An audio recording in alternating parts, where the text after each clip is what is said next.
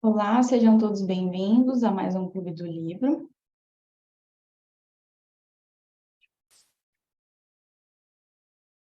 Sou Gabriela Faria Reis Queiroz, R1 em Cardiologia Pediátrica da Cardioped Brasil, e essa apresentação faz parte do programa de residência em Cardiologia Pediátrica da Cardioped Brasil, Centro do Coração da Criança. Seguindo o nosso estudo do Mosen Adams, eu vou falar hoje sobre a história e exame físico.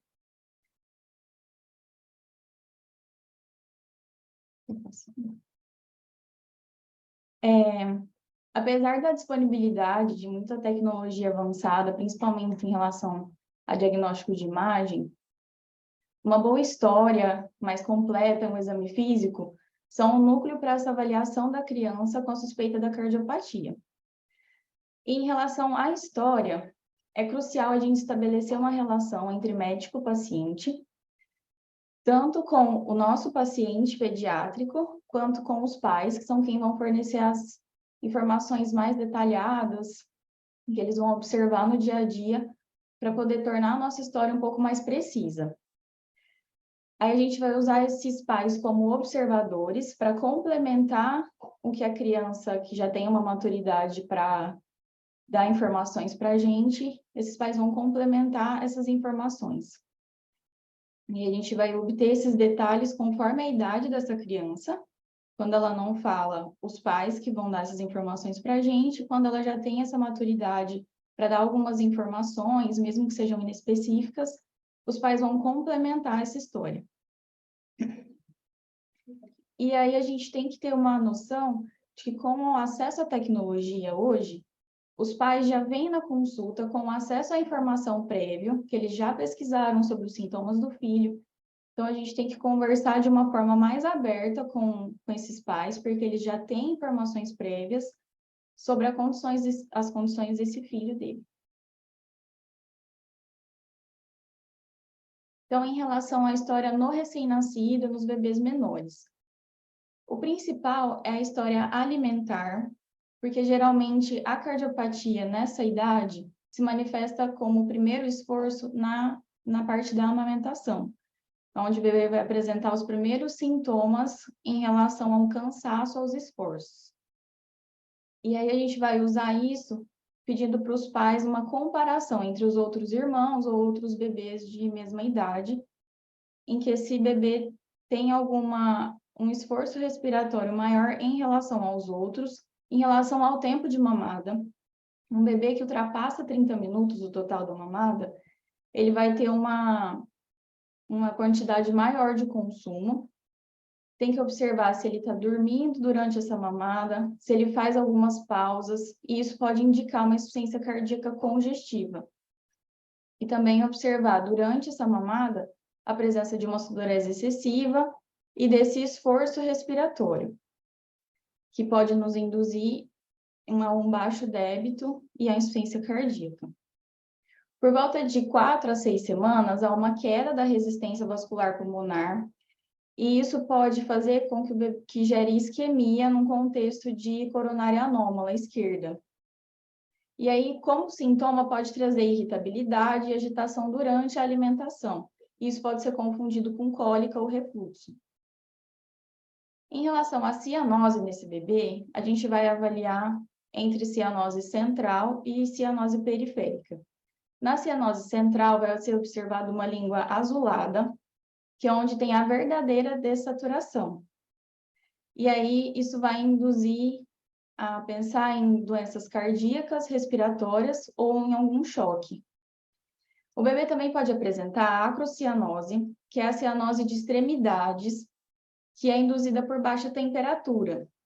E não necessariamente tem relação com doenças cardíacas. Ela tem um caráter mais benigno, pode ser encontrada na maioria dos bebês, sem nenhuma correlação com cardiopatia. A cianose em pacientes mais anêmicos, ela é mais dificultada de ser visibilizada. E a gente também vai diferenciar essa cianose entre constante e cianose episódica. Uma cianose mais constante, ela fala mais a favor de transposição de grandes artérias, um fluxo pulmonar inadequado, ou uma mistura de sangue intracardíaco. E a episódica fala mais a favor de crise hipoxêmica, na tetralogia de Fallot, ou em fisiologias univentriculares, ou em pacientes com dupla via de saída de ventrículo direito. E por último, a gente pode classificar essa cianose também como superior e inferior. A superior fala mais a favor de transposição de grandes artérias, e a inferior mais em relação à hipertensão pulmonar persistente. Em relação ao padrão respiratório, como eu falei anteriormente, a gente vai observar na alimentação se esse bebê vai apresentar um desconforto respiratório. Aquele bebê que tem uma doença cianótica, ele vai ter uma frequência respiratória um pouco mais aumentada, mas ele não vai ter um esforço importante. Já o bebê que tem uma doença não cianótica, ou acianótica, ele vai ter um aumento desse esforço respiratório, por conta de uma obstrução do lado esquerdo, ou por doença respiratória. E a gente tem que enfatizar isso nos pais, porque geralmente pais de primeira viagem, quando uma taquipneia mais leve, sem esse esforço importante, eles não conseguem reconhecer esse esforço. Acham que é normal, demoram um pouco mais para procurar ajuda médica. Em relação à diaforese, que é a sudorese excessiva, a gente vai observar ou durante as mamadas ou durante o sono. Isso acontece por conta de uma ativação do sistema nervoso simpático por baixo débito cardíaco. E aí, a gente tem que observar em que momento esses sintomas aparecem ao longo da vida desse bebê, para poder nos induzir a determinado tipo de lesão cardíaca. E aí, nós também temos o sopro em relação a esse bebê, que nem sempre é presente, e pode estar relacionado a uma regurgitação da válvula atrioventricular, de válvulas atrioventriculares, ou estenose de válvulas semilunares.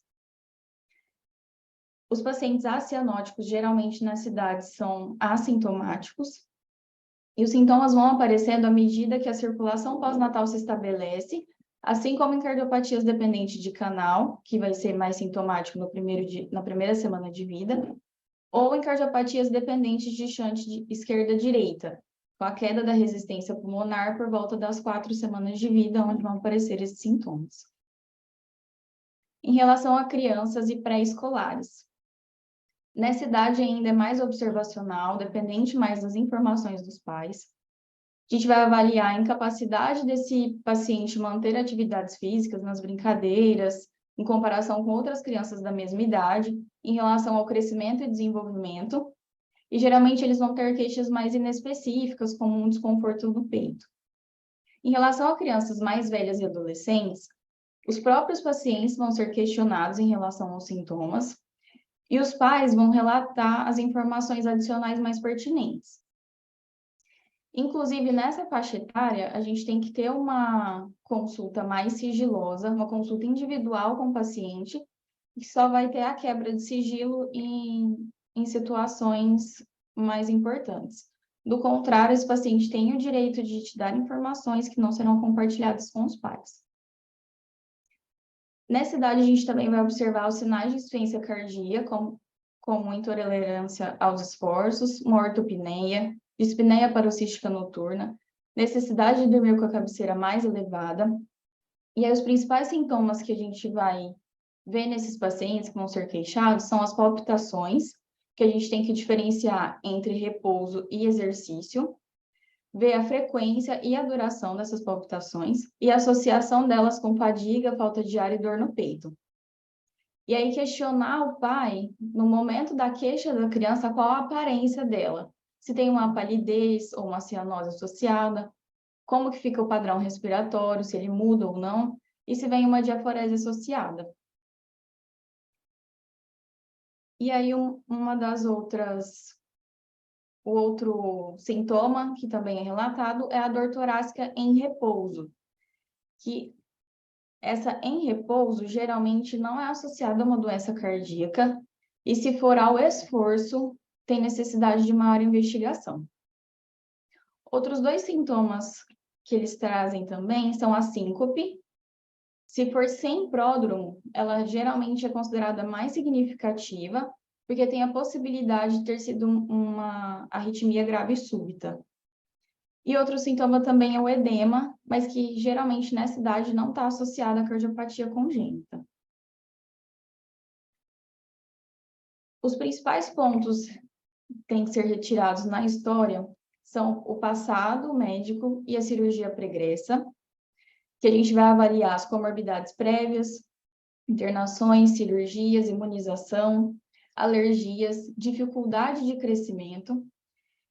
Em relação às cirurgias, a gente obter com mais detalhes para ter uma noção se essa cirurgia prévia já era de uma correção cirúrgica prévia, de alguma cirurgia paliativa em relação à cardiopatia, e questionar sobre síndromes, se a criança tem algumas características, se já foi investigada essa síndrome, se mais alguém na família tem.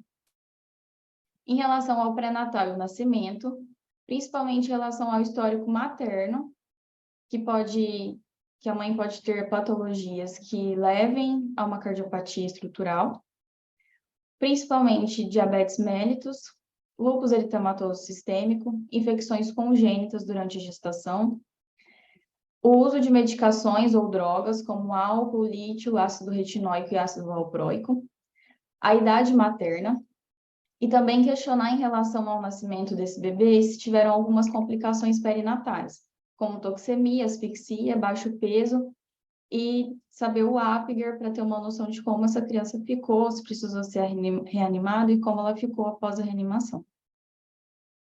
Em relação à história familiar, principalmente de irmãos, que é onde tem a maior correlação em relação à possibilidade de doença cardíaca nessa criança, investigar a presença de síndromes na família, associadas a defeitos cardíacos, como Marfan, síndrome do QT longo, a possibilidade de uma morte súbita idiopática, e também identificar infarto agudo do miocárdio prematuro, cardiomiopatias hipertróficas e hipercolesterolemia familiar.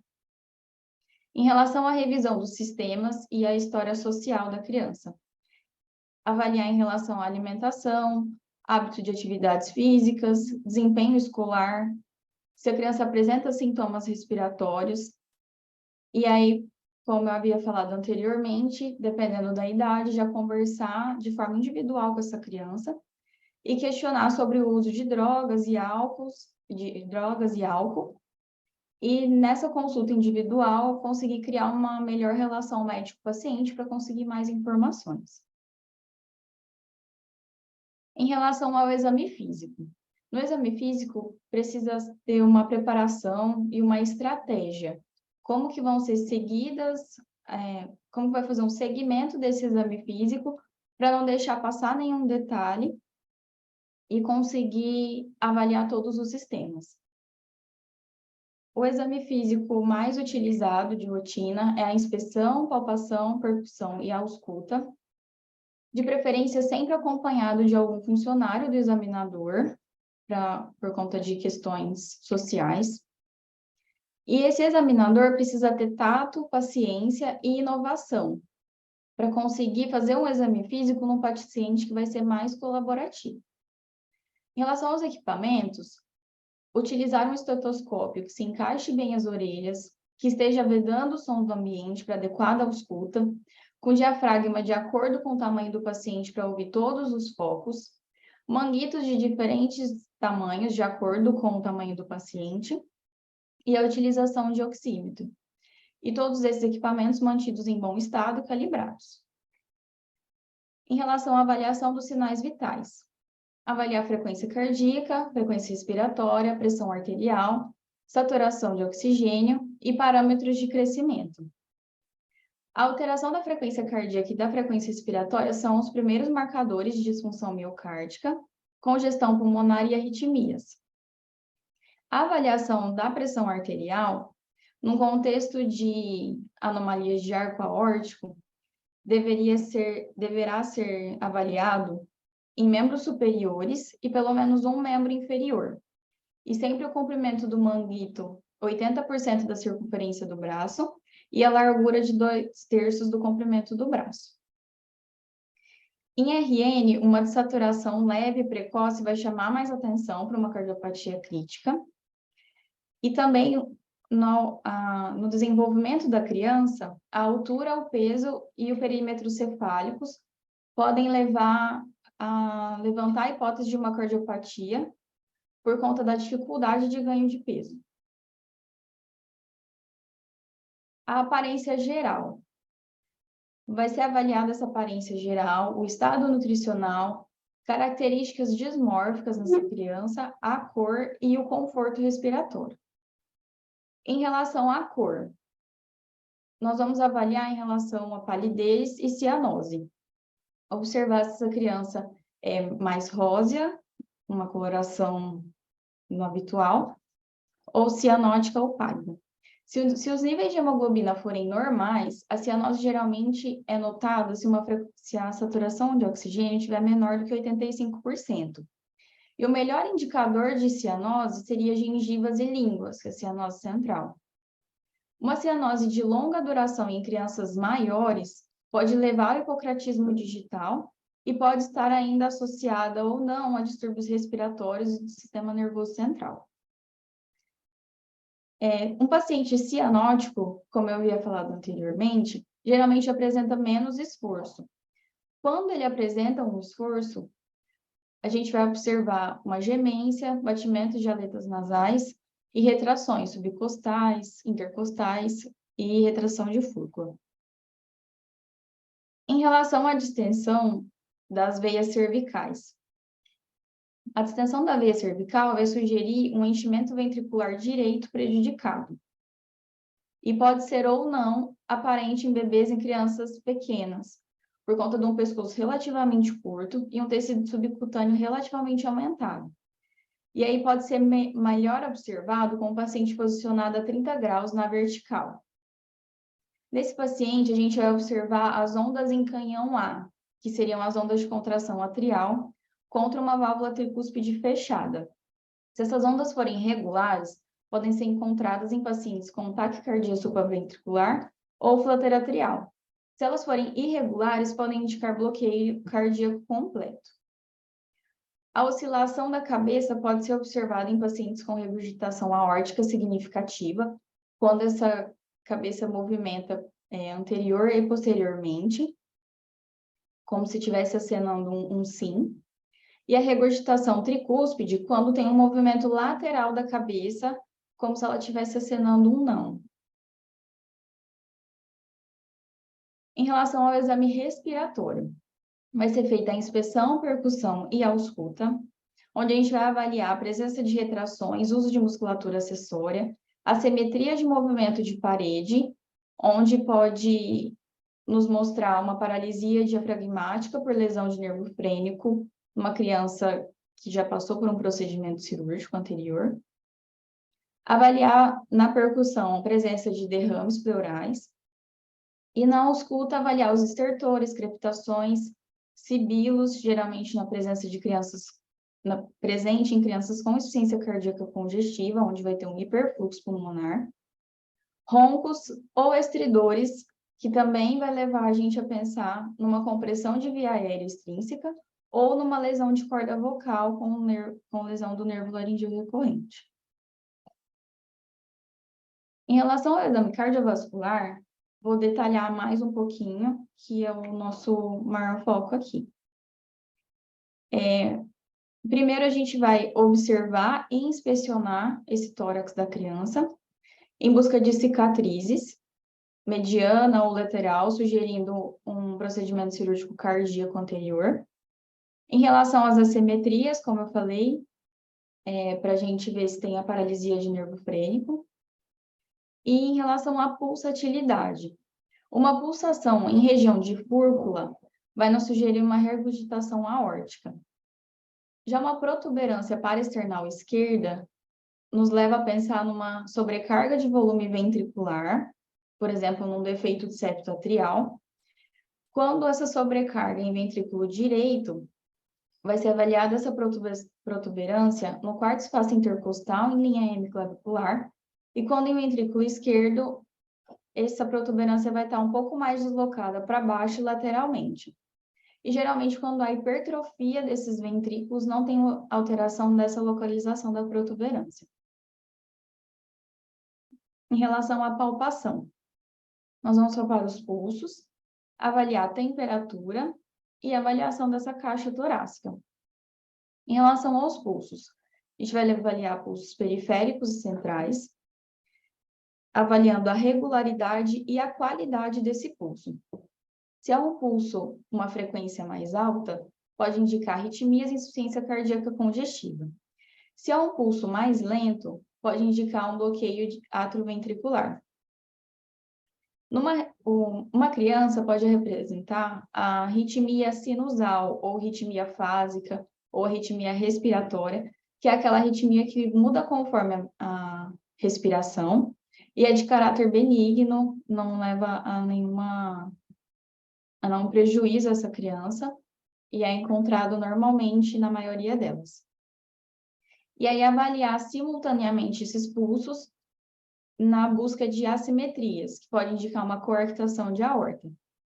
Se esses pulsos estiverem reduzidos, nos induz a uma insuficiência cardíaca congestiva ou choque. E aí a gente também tem que avaliar o membro superior esquerdo, pensando se ele estiver reduzido com uma criança com cirurgia cardíaca anterior, isso pode ser por uma ressecção da artéria subclávia, e não necessariamente uma patologia a partir daqui. E se o pulsos amplos, pensar em persistência do canal arterial, regurgitação aórtica ou malformações arteriovenosas. E na avaliação da perfusão desse paciente, de acordo com o tempo de enchimento capilar, que deverá estar menor ou igual a 3 segundos, e a temperatura dessas extremidades. E na hora dessa avaliação, já vê se essa criança tem alguma presença de anormalidade nessas extremidades que sugiram alguma síndrome que deva ser investigada, tendo correlação com alguma cardiopatia. E na avaliação das extremidades, quando extremidades frias, com a parte central do paciente mais aquecida, pensar na falta de volume e baixo débito. Em relação à ausculta, nós vamos ter os sons cardíacos, os cliques e o atrito. Os sons cardíacos, nós temos as bulhas. A primeira bulha, que é mais audível, é em borda esternal esquerda baixa, que é pelo fechamento das válvulas atrioventriculares, e a segunda bulha, que é em borda external esquerda média alta, no fechamento das semilunares. E isso vai acontecer, esse som, por uma desaceleração súbita do fluxo. E uma doença vascular pulmonar obstrutiva faz com que aumente a pressão diastólica, com fechamento pulmonar mais nítido, sendo auscultado o desdobramento da segunda bulha. Nos primeiros dias de vida, a segunda bulha é única, e após 2 dias de vida, por volta de 2 dias de vida, faz-se o desdobramento com a respiração. Se esse desdobramento for fixo, nos leva a pensar em algumas situações que prolongam a ejeção desse ventrículo direito, como um defeito de septo atrial, conexão anômala total de veias pulmonares, estenose de válvula pulmonar e bloqueio de ramo direito. Em uma B2 única, nós pensaremos em transposição de grandes artérias, por conta dessa pulmonar mais posterior, uma hipertensão pulmonar com fechamento da pulmonar mais precoce ou atresia da válvula. Também pode apresentar uma terceira bulha, que é por conta do enchimento rápido no início da diástole, que é normal em crianças, mas é patológica num contexto de taquicardia. E também podem apresentar a quarta bulha, que é o enchimento rápido do ventrículo durante a contração atrial, no final da diástole. Quase sempre ela é patológica, e pode indicar uma insuficiência cardíaca congestiva ou uma cardiomiopatia, por conta da redução da complacência do ventrículo. Os cliques, eles vêm logo após a primeira bulha. Os da válvula pulmonar são mais audíveis com a respiração. E se for um clique apical mesosistólico, sugere um prolapso de válvula mitral. Em crianças que têm a troca da válvula por próteses metálicas, também pode ser apresentado esse clique metálico. O atrito ele é mais audível em ápice, principalmente após uma parada cardiorrespiratória ou em pós-cirúrgico. E ele fala a favor de uma pericardite, mas esse som pode desaparecer quando o derrame pericárdico é muito importante. E se num raio-x esse paciente apresenta uma cardiomegalia inexplicável, tem que ser pensado em malformações arteriovenosas, que a gente vai buscar sopro em fontanela, em região abdominal e em região de femoral. Em relação aos sopros, o sopro no exame cardiovascular, a gente vai avaliar entre intensidade, o tempo em que ele acontece em relação à sístole, diástole e as bulhas, a localização desse sopro, a transmissão, seria a irradiação, e a qualidade desse sopro.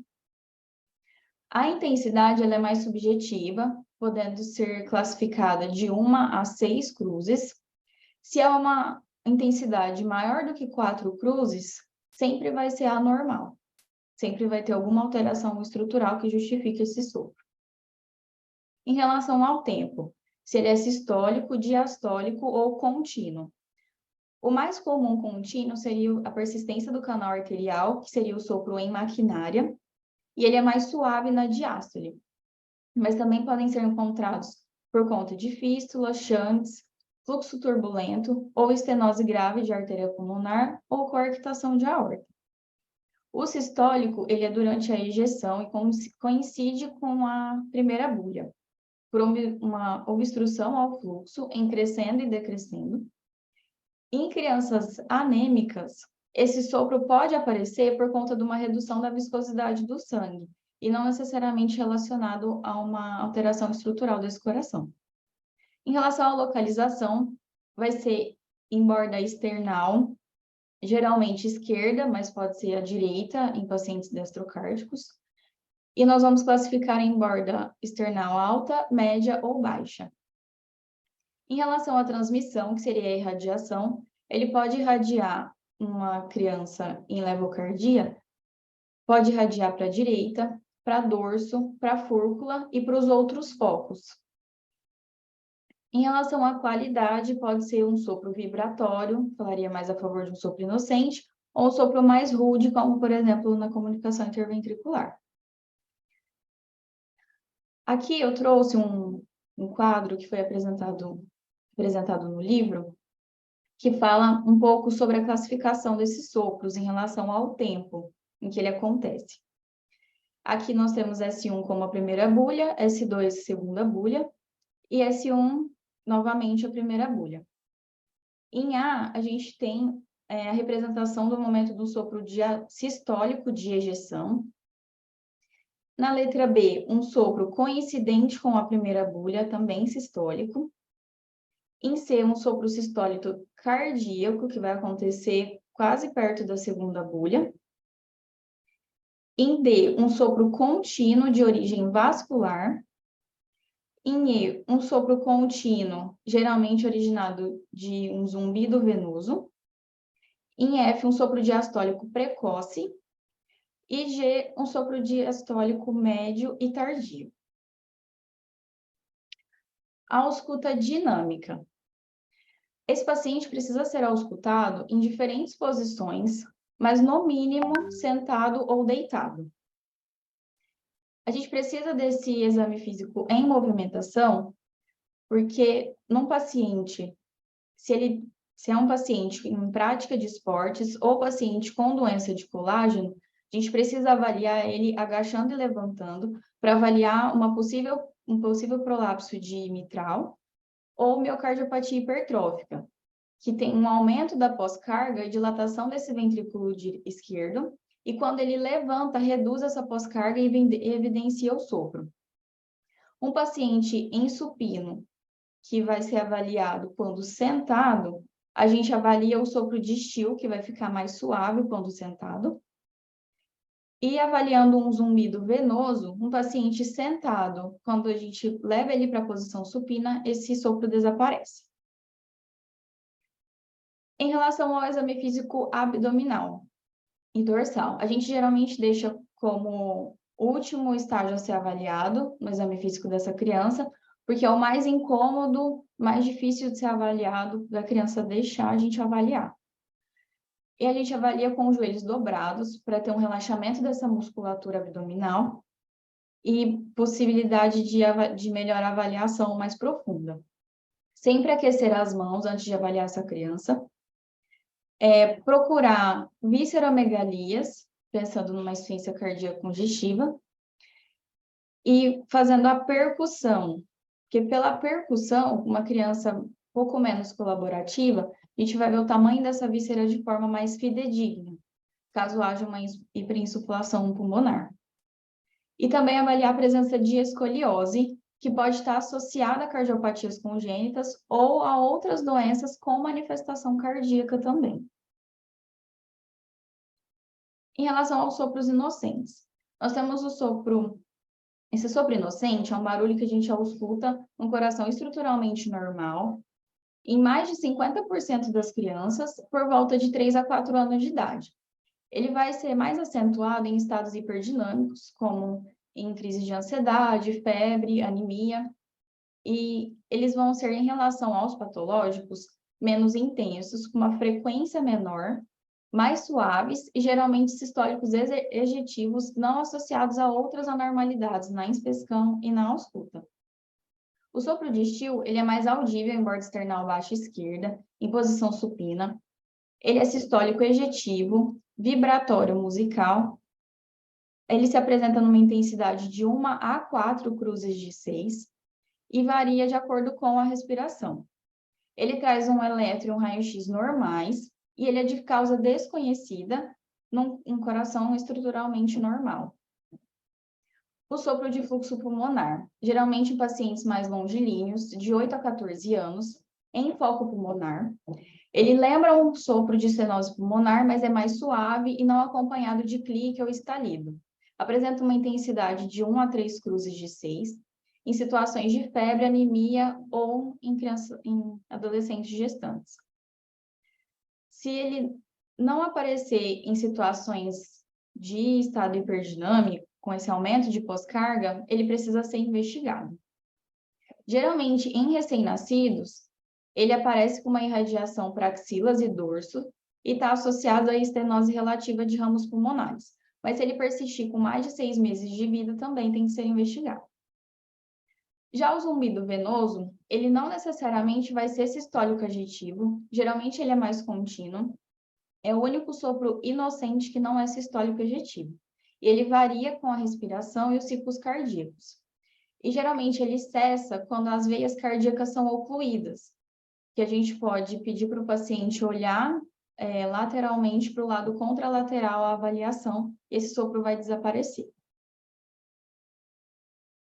No final do capítulo, o livro traz sobre o ultrassom portátil, ou ultrassom à beira-leito, que é um ultrassom que vai mostrar ou ajudar em relação a esse exame clínico.